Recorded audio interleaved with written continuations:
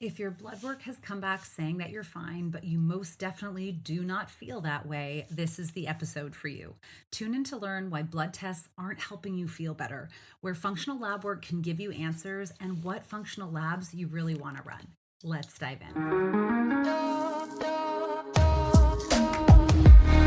What's up, sister? Welcome back to the Period Whisperer podcast, the show helping perimenopause and menopause women de-stress your body and decode what it's saying to you so you can own your own health, energy, and weight loss again. If you're new, I'm so happy you're here. I'm Bria. I'm your host, a recovering people pleaser and hustle addict turned functional and holistic hormone specialist. Let's lean in and learn what your body is saying to you.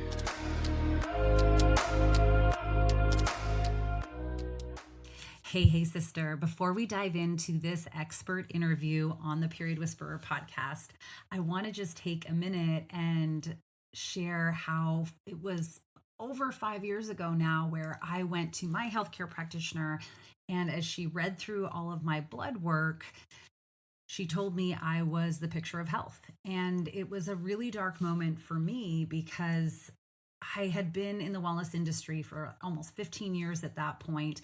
I had a lot of really great habits, but I was exhausted. I was having brain fog all afternoon. I was having a lot of anxiety for the first time in my life. I had really heavy periods with clots in them all of a sudden. And no matter how much I was working out or how much calorie restriction I was doing, I was gaining weight by the day, it felt like. So I wanted to take some time to recognize that so many women can go and get their blood work done and be told that they're fine when they're not in fact fine. And that was the catalyst for me to dive into this and get this information out to you. Now, my amazing guest today, Jenn Malecha, who is, like me, a functional diagnostic practitioner and certified personal trainer. She comes on and so beautifully explains to us why blood tests might say we're okay, why they're not actually measuring maybe what we need, and how to get more deeper into understanding the root cause of your issue. So I think you're going to love this conversation. She has so much information, so much value. So let's dive in, listen to Jenn, hear what she has to say, and I think you're going to have a much better understanding of what's been going on with your body, and more importantly, what to do about it. All right, let's meet Jenn. Hey there, sisters. Welcome back to the Period Whisperer podcast. And today is one of our expert interview sessions. And I'm so excited to welcome Jenn Malecha to the Period Whisperer podcast. Welcome, Jenn. Thanks for having me. I'm excited to see what we get into today. I know. I'm so excited too. And I mean, everyone has already heard through the intro, but Jenn is a fellow functional diagnostic nutrition practitioner like me, but she obviously has other background things that kind of add in, which is always really exciting. So I'm really looking forward to this conversation to share some good value for the women today. So thank you for being here. Yeah, thanks for having me. Let's do it. Yeah. Okay. So along with being an FDN, you are a transformational coach. You have a BS in kinesiology, which is amazing. I know you're passionate about empowering people to be the boss of their own health, which I totally love and support. How did you get here? What's your story? Yeah, I mean, I kind of have always been interested in, I would say, the concepts of health, even as I was a little girl. I was the kid that I got up at 4 a.m. in the morning to ride my bike while my dad went running in the dark. I literally remember that doing this probably when I was 5, in kindergarten, right? And we had a garden, and I would come home from school and do my homework, and then I would be out playing in the street until the lights came on and the sun went down, essentially, and just exploring the hillsides and all those things. And so when I went off to college, I decided to study kinesiology. I actually thought I wanted to be a sports psychologist because I grew up in the 80s and my dad was a huge 49ers fan, and that was the 49ers dynasty. And I just was I'm going to be, the sports psychologist who helps these athletes mentally get their head back in the game after injuries, right? And so kinesiology was a path to that career. And as I started to do that work in college, I realized that was a really long road and was like, well, what am I going to do with my life now? Like, I don't know exactly. So I got into personal training Mm. basically because I just had a love for being active. I just always have like been, like physically active, clearly like riding my bike at 4 a.m. in the morning with my dad. Yeah. So, Great part of the story. yes, I went out and started doing that. But like in college, I started to develop like symptoms that had never had before. Like I would say that I was a generally healthy, person growing up. And then when I moved to San Diego to go to college, I started to develop really severe like seasonal allergies, which was kind of odd to me because I grew up in a farming town in Northern California where pollen and like different kind of stuff was just, you would think that that's more of an allergy type of area versus San Diego, where you're literally like 3 miles from the beach. It Yeah. didn't really make sense. And these allergies would manifest into ear infections that would take me out for days at a time. And then when I was 25, I was diagnosed with skin cancer for no explained reasons. Like I had no family history. I was not an obsessive tanner or like any of those typical things. And that's what really sent me like searching for answers. And that's when I found functional diagnostic nutrition, heard Reed Davis, the founder of that program, do a presentation. And like, it was like all these like light bulbs just went on while he was talking, because he was talking about like anatomy and physiology and biology. And I was blown away because he was talking about the body in a way that like none of my college professors discussed. Like none of them talked about the relationship between the endocrine system and the detox system and the digestive system. Like you can see where it's like somebody like me who's had that experience and studying that content, where there's already a disconnect that's happening in the perspective of the body all the way back in college to what we see now in kind of conventional or traditional medicine, where it's very like siloed, where you go see an endocrinologist for hormone stuff, yet hormones are related to digestion and detoxification, or you go see a gastroenterologist for like gut health stuff, right? But these people aren't talking to each other.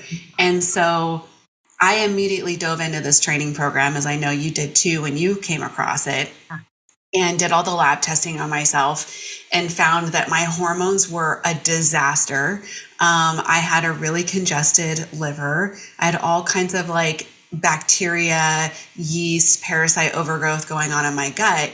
And then the thing also that really stood out to me was I had super high oxidative stress, which is cellular or DNA damage, which is basically what cancer is. So like all the reasons for why I had cancer became super clear, right?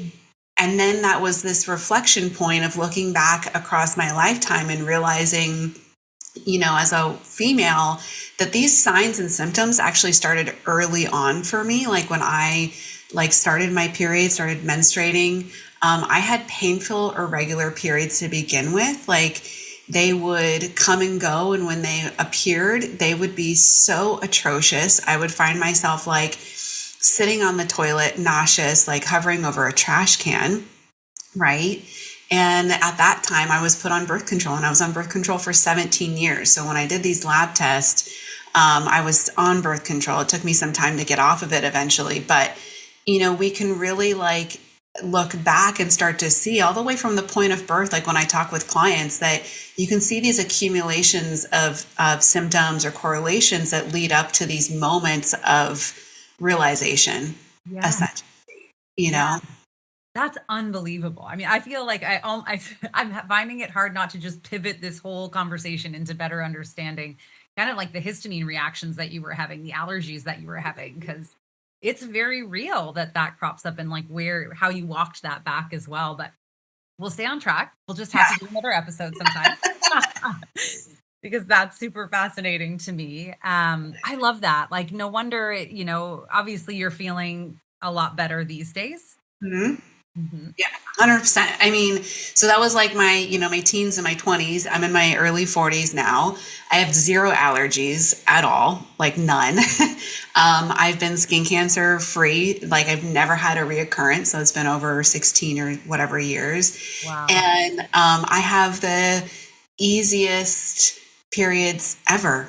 right now, like ever. Like I have to keep track on the calendar because I don't have any PMS symptoms, like nothing, so a complete 360 from where I was, right? And like, which is the opposite of what people would think. Like, we're so conditioned to think that it's just normal as we age to accumulate health issues and symptoms. And yet here I am at 40 feeling better and more symptom free than ever before than I was in my 20s, I love that you say that. And I love that you're here, like sharing that story about how you're feeling, because I think more women need to hear, and I'm hoping the women listening are really hearing this, that, you're in your 40s, I'm in my 40s, and we feel better than we did in our 20s and 30s because of understanding, I think, our body a lot better. I think that's really the piece, because I'm going to guess, since you were, in kinesiology and have loved kind of being active and outside your whole life, that when you were in college and received this diagnosis, that you were pretty good at things like nutrition and movement and sleep and like kind of the key pillars of health. Yes, exactly. And that was the frustrating part, right? Was like, I was the healthiest person that I knew. Like I was eating boneless, skinless chicken breast and broccoli. I was In your 20s. training for fitness shows. I was doing fitness competitions. I was training for marathons. I mean, I worked at a gym, right? I was doing all the quote unquote healthy standards of things, eating every 2 hours, right? Remember when that trend was a thing, basically? It's still stuck in women's heads these days. Like, I know. Eating low fat, like cardio, I was the stairmaster, the master of the stairmaster. I was literally doing all the things. And when I would go to my annual physical, my doctor would literally tell me, like, you're the picture of perfect health. I wish all my patients look like you. And I'm like, but I don't feel that way necessarily, right? Like other things that were going on was I would get a double Americano from Starbucks in the afternoon to, get my energy going to train my afternoon clients. And I would be struggling to keep my eyes open in those afternoon evening sessions.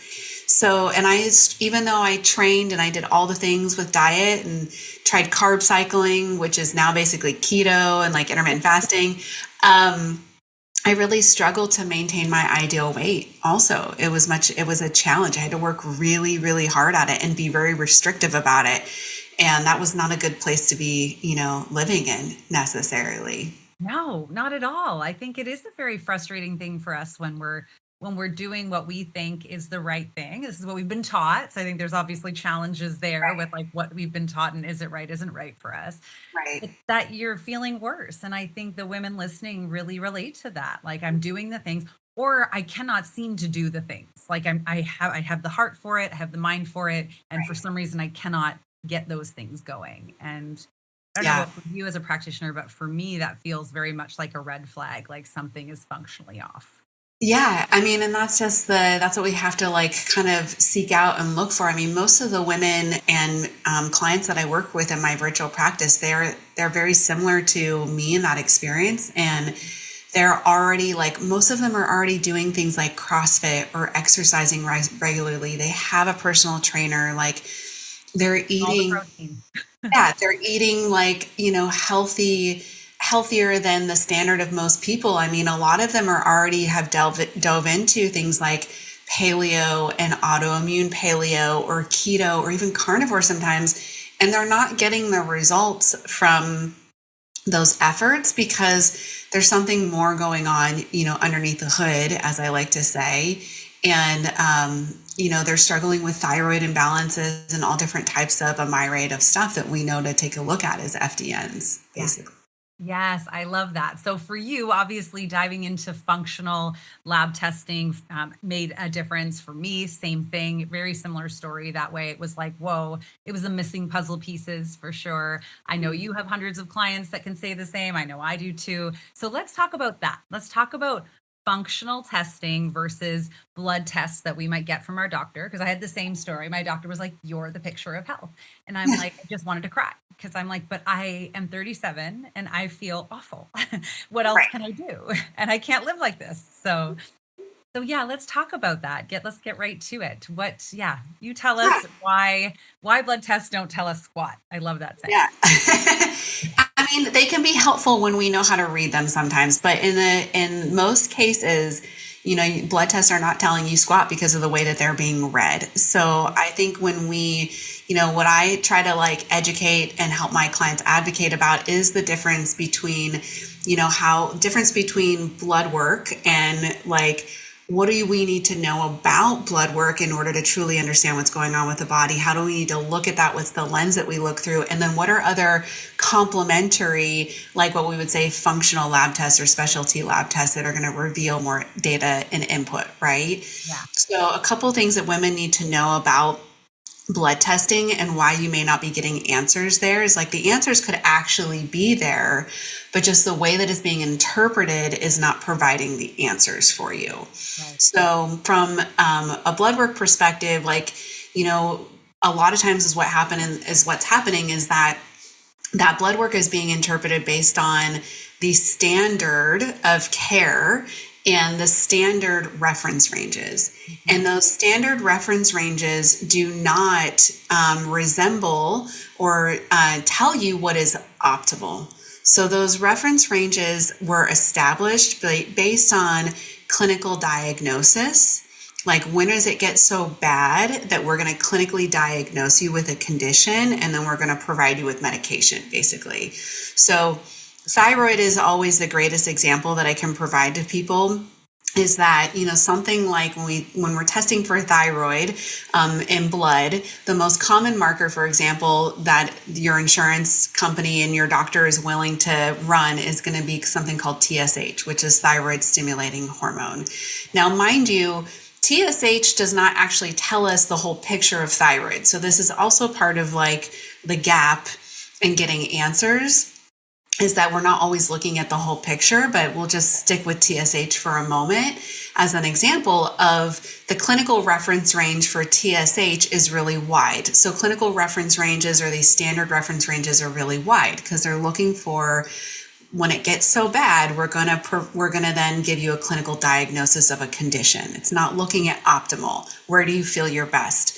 So the average range for TSH, which I find is also fascinating, different insurance companies, different labs will have a little bit of a variance in the range on the lab report, but it's typically like 0.5 to like 4.5. Mm-hmm. Basically. And so that's the clinical reference range versus the optimal reference range is going to be like 0.5 to 2. Yeah.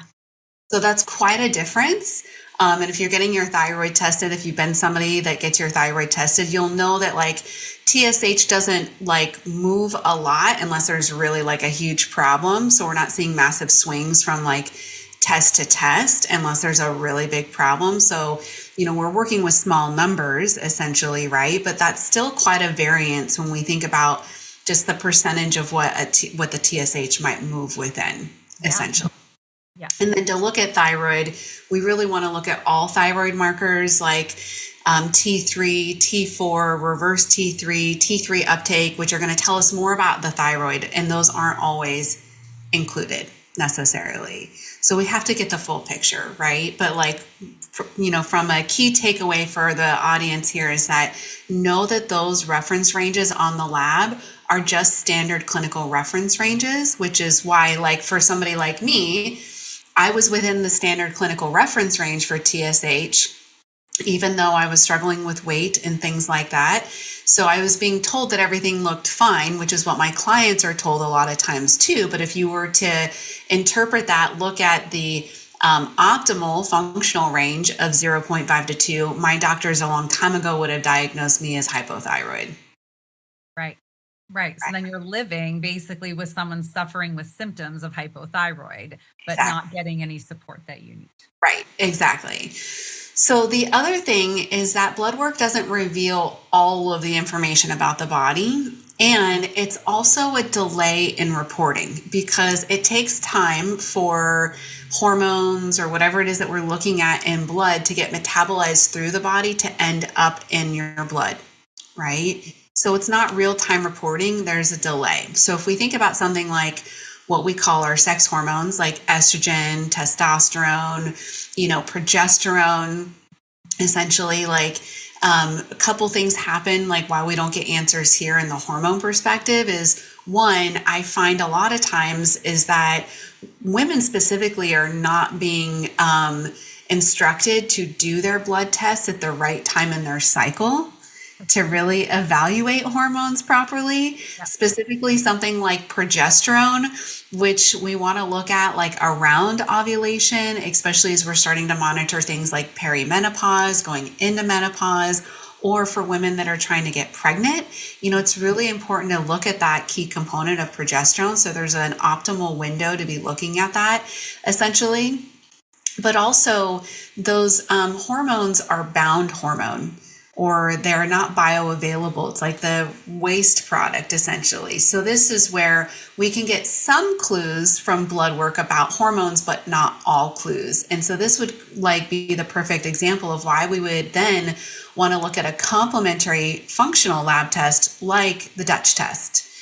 So the Dutch test is urine based, and it gives us that real time reporting because it didn't have to go through the prolonged metabolism, process that hormones have to go through to get to blood.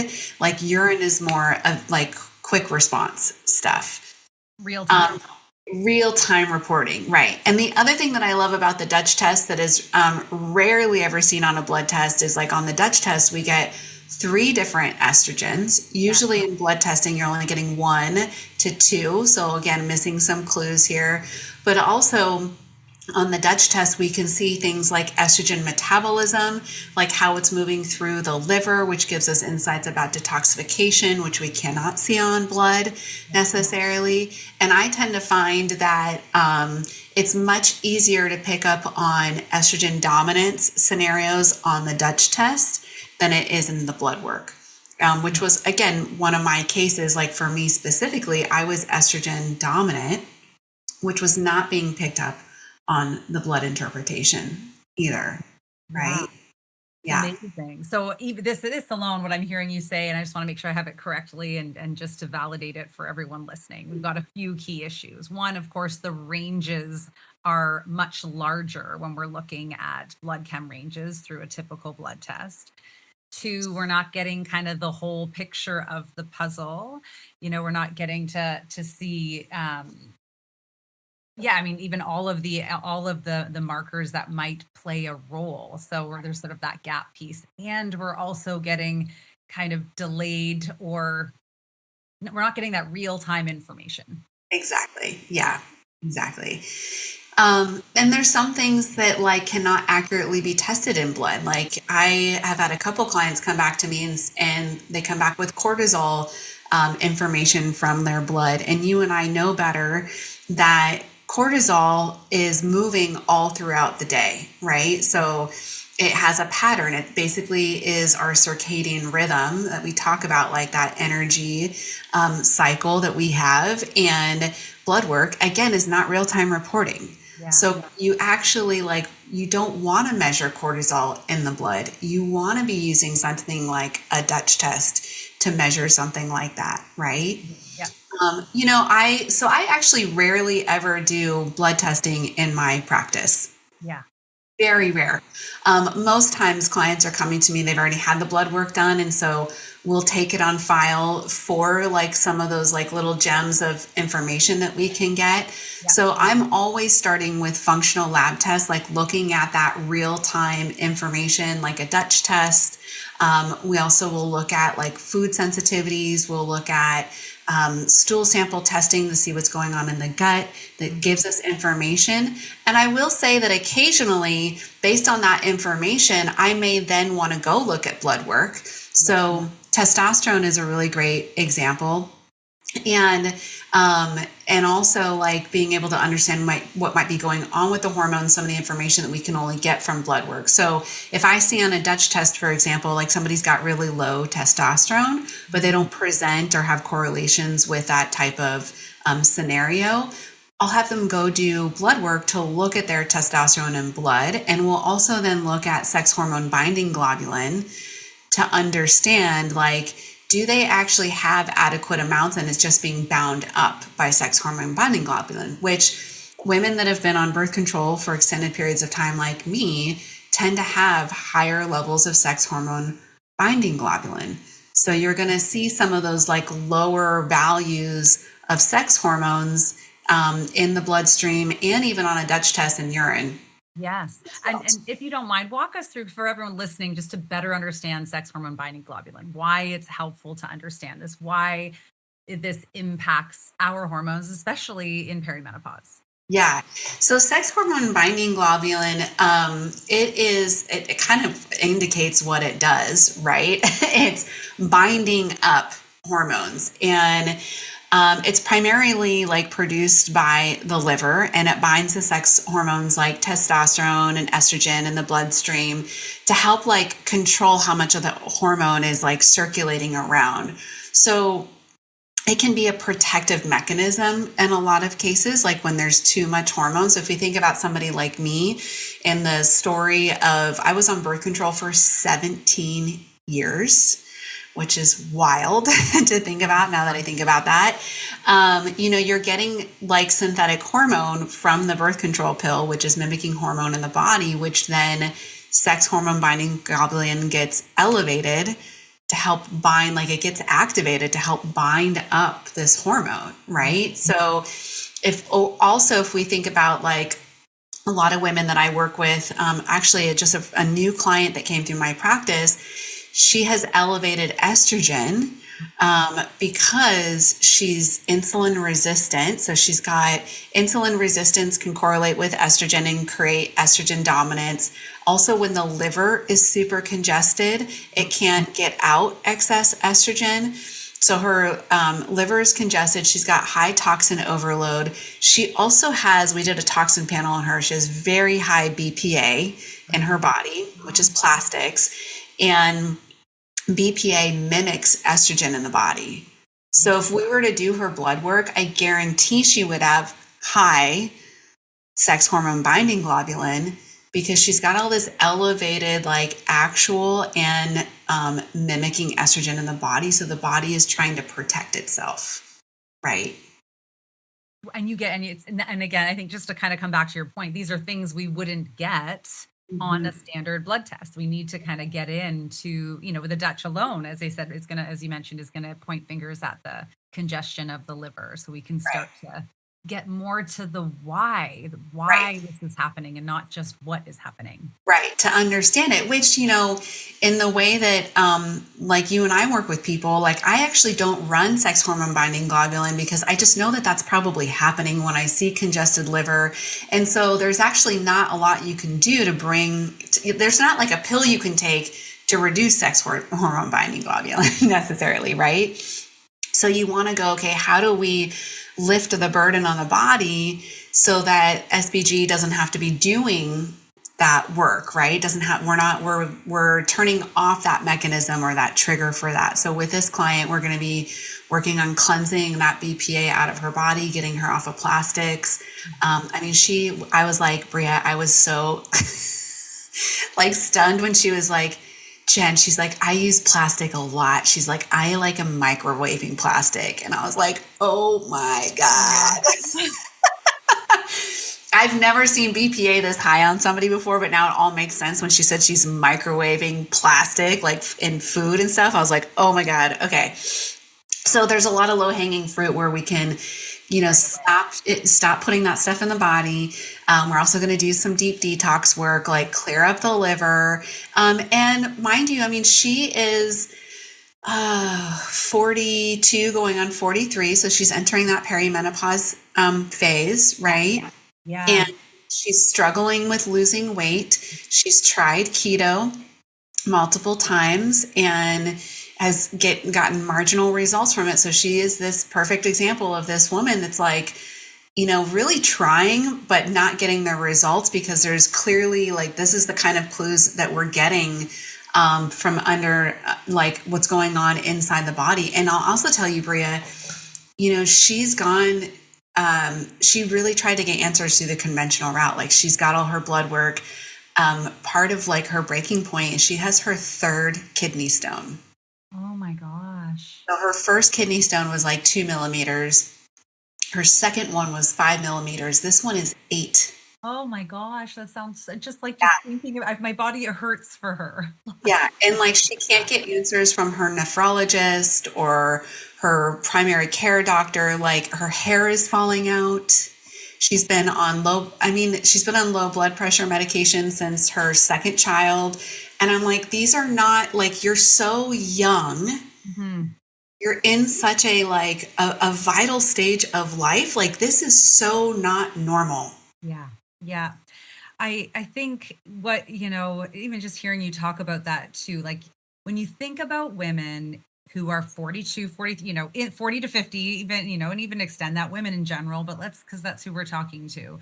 Mhm. They are very full in life already, doing so many things. So being able to kind of pinpoint like that low hanging fruit that you talked about, like here's going to be the fastest, some of the key things we can work on Yeah, first, because it is very hard to do all the things all the time. yeah, Like it's very hard to, have this, do all the things all the time to heal, right? So it's like, okay, right, what can we start with first that's going to move that needle? And that's one of the beautiful gifts we get out of functional lab work, isn't it? totally. So here's like another great example from this client. She had 47 food sensitivities, Oh my gosh, that's and huge. that's a lot. I've had more. I had a client come through well, let's stick with this one and I'll tell you the other one. So she had 47 food sensitivities, and she is like sensitive. It's like all vegetables and fruit and nuts and beans. And so like literally the only thing that she has zero sensitivities to is meat and fish, like animal and fish protein.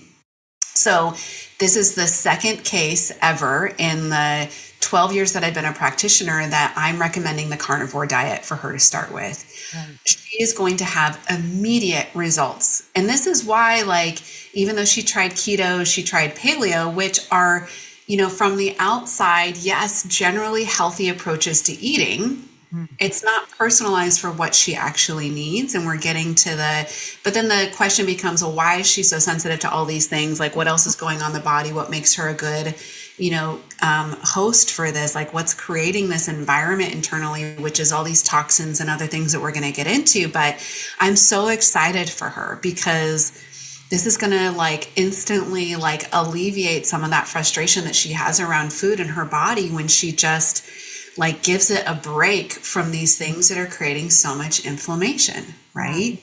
Yeah. And you think about the body working hard every day, fighting on, and it's like it's fighting this losing battle with like a faucet that is just never turning off. And you Exactly. wonder why we're so tired, Right. like you wonder why this poor person, this poor woman is Yeah. so exhausted on top of everything else they're On experiencing. top of everything else, right? And Mhm. if you go to your doctor, they don't even recognize food sensitivities. Like they're going to do food allergy testing, which is totally different. So this is just another example of like why typical like blood test or conventional lab tests aren't really going to reveal all the information that you need. But another really interesting case that I'll share is a client who had 87 food sensitivities. Oh my gosh. Wild, right? So this woman, she came to me, she was already at the tail end of perimenopause because she was starting to skip periods. Okay. She had fibroids that were so large she could feel them. Like she Oh, could literally feel them.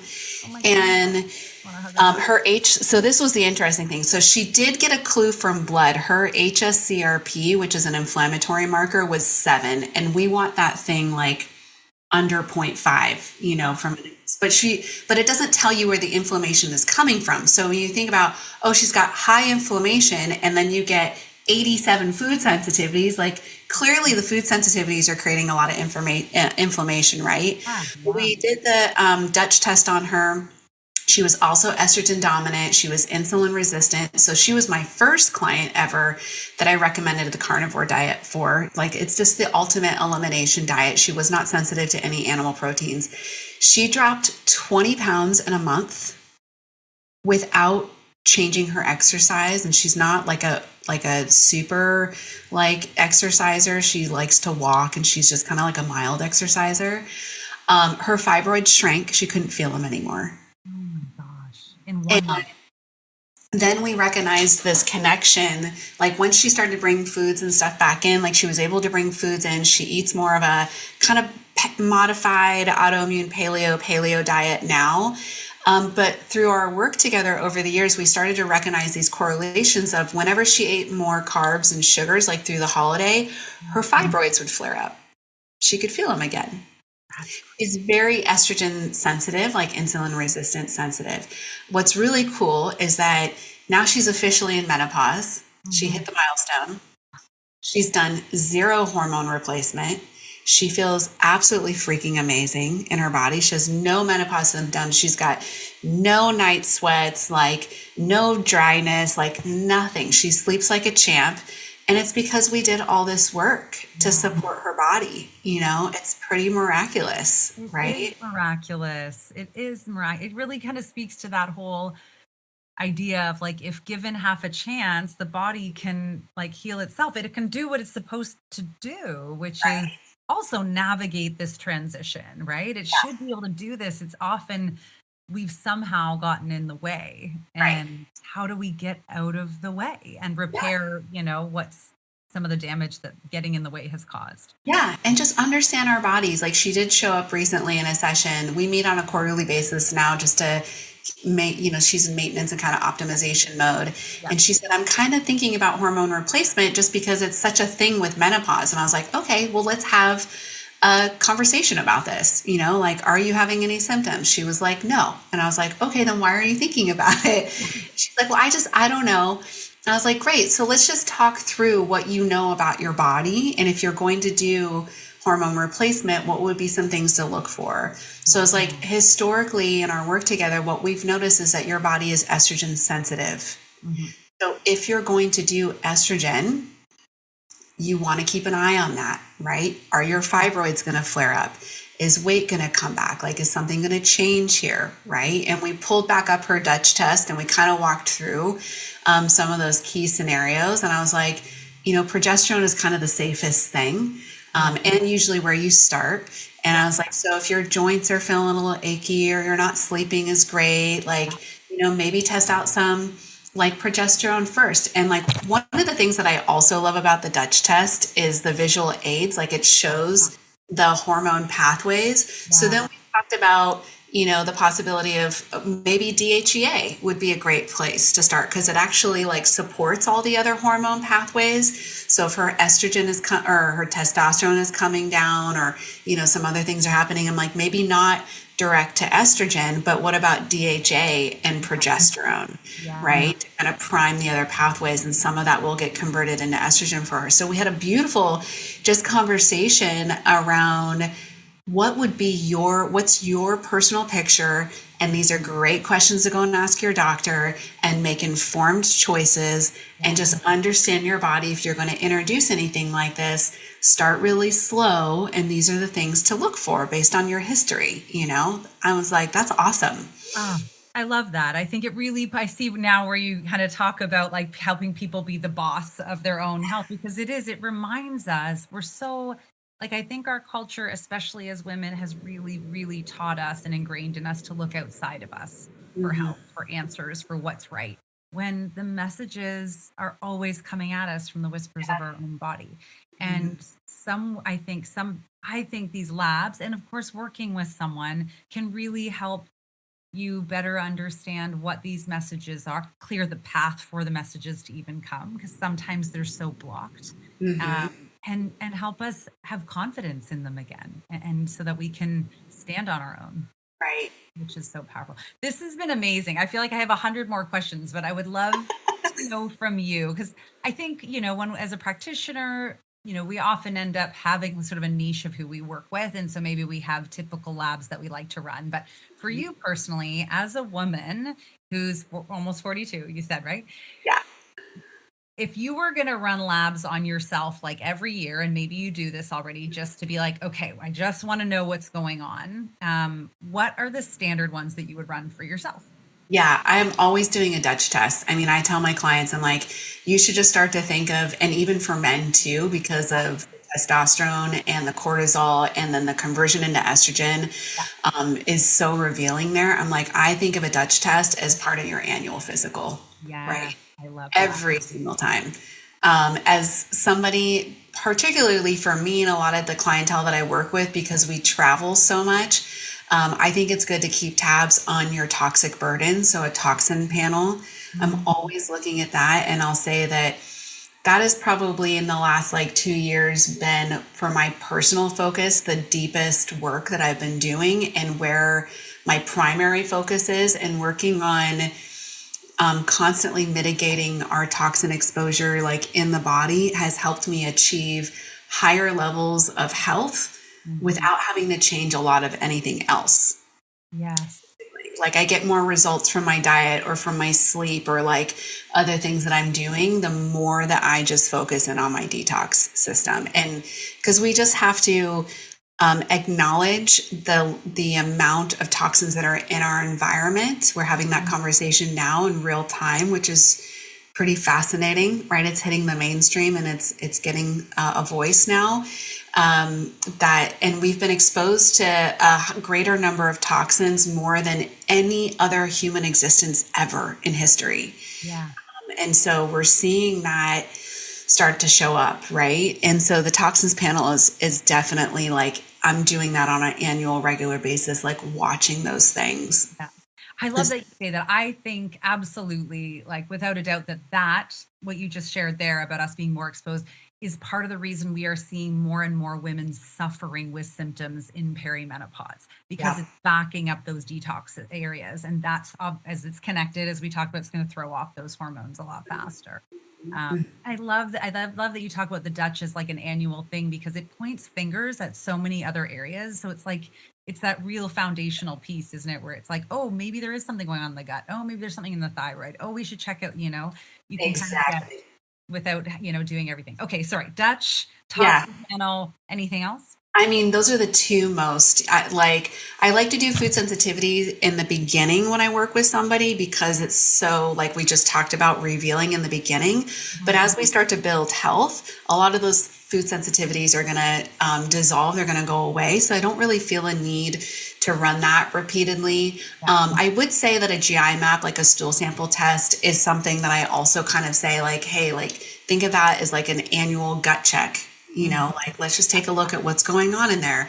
Are we maintaining? Is there stuff to work on? Because that's going to create more opportunities for health and healing as well too. So I would say that those are probably like my top three: Dutch, toxins, and a GI map stool sample test. Yeah. Love it. I love it. That's amazing. Thank you so much. This has been incredible. And I would honestly, I could keep you for a whole other hour and probably three just talking about different things. So I really, really appreciate your time today. But is there any last message that you would like to share with the women listening, like knowing where they're at in their life with their health? I mean, you're right there with us. Yeah. I would just say like part of what I love that we do, the way that you and I work is that we make the impossible possible. So don't ever think that whatever you want in your health and your life is impossible, because I think that you and I are both examples of what is possible, right? And don't settle for anything less than what you actually deserve. Like you deserve, everybody has a right to feel their best. And so there are so many resources and tools out there these days to do that, to get the information that you need. And I where did I hear this quote? It was on Brigham. It was a podcast that I was listening to, and the guy's last name totally escapes me. But he had this great analogy, and I was like, oh my God, this is the analogy that everybody needs to think about. Like, if you go to the doctor and they refuse to run the labs that you want to look at, or you're not getting the information, right?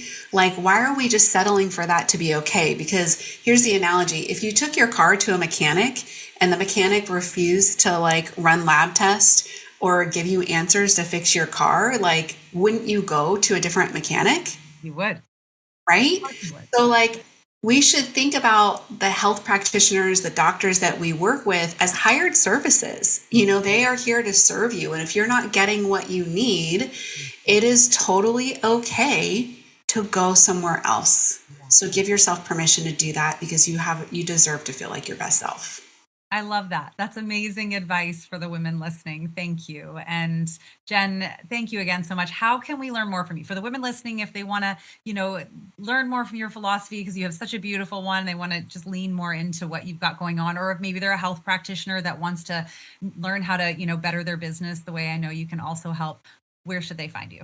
Yeah, I love to connect with people like directly over on Instagram at Holistic Health Boss. That's with a W, like Whole Foods or Whole Body. Feel free to message me. I share content like this like all the time for real-time interaction and information. And I also have a newsletter. You can jump on my newsletter at holistichealthboss.com, or you can connect with me over there to like book a call or any of those other things as well too. So just all about getting the word out and empowering people on so many levels, I love it. I will put all of those links in the show notes. As everyone knows, you can swipe up and go follow Jenn and just learn more from her amazing breadth of knowledge, which I love. And sisters, you've learned so much in this episode. We've covered so much about lab work, about how to feel more empowered and be a boss of your own health, which I love. So go out, be more in your life and not just less on a scale. And we'll catch you in the next episode. Thank you so much for joining me on the Period Whisperer podcast. If you liked this episode, take 30 seconds right now to write a review on iTunes and then reach out to me directly on Instagram at Bria_period_whisperer and message me there with a screenshot of your review. As a thank you, I will give you a customized free hormone audit to get you on your way to the best health of your life in midlife.